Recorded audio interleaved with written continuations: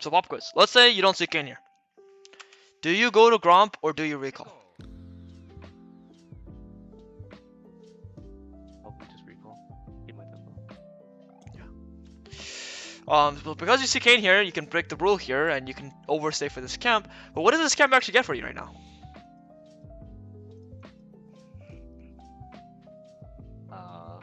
Nothing, because I already have my item.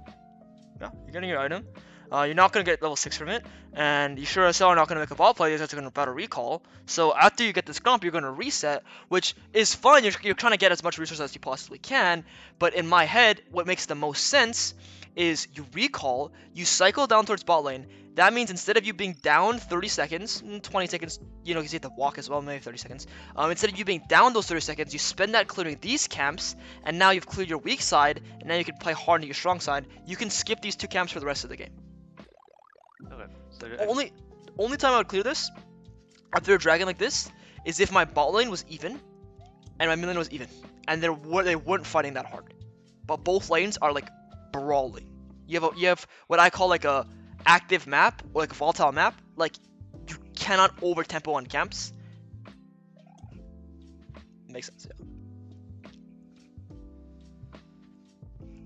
you said I could just drop my Grumps and Wolves like permanently? Yeah, if you do these 3 camps, so okay, this is the weak side, strong side concept. So you bet down. Actually, it's easier to draw it on Rift Kit. Give me 1 sec. Way easier to draw on Rift Kit. If you so this is like you can break this rule plenty of times, and many reasons why you should, but generally speaking, you're pathing down.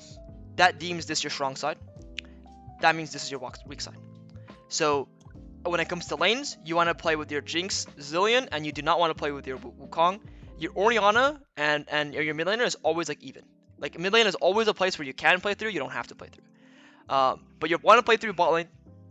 Okay, so what does that mean for your camps? Well, if this is your weak side and this is your strong side, the basic idea would mean that this is your weak side camp, right?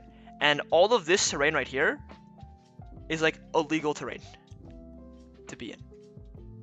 It's essentially the principle. And all of this terrain over here is like the terrain you want to control.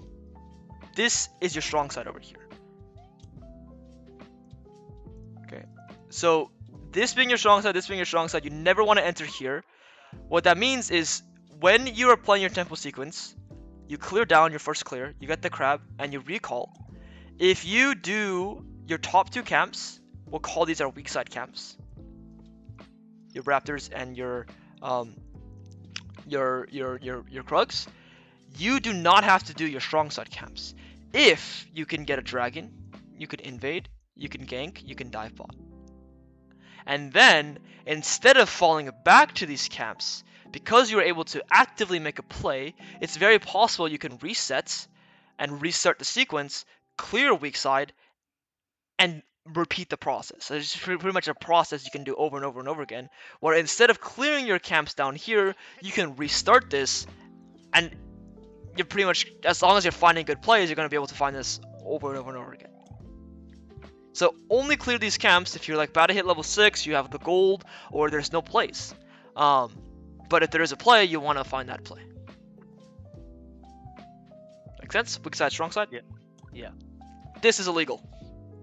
Unless all of a sudden your weak side, Warwick, like starts working, he starts hard winning, then obviously the game changes, but generally speaking, you do not want to be playing towards the laner you haven't been giving attention to. You want to be playing towards the lane that you have been giving attention to.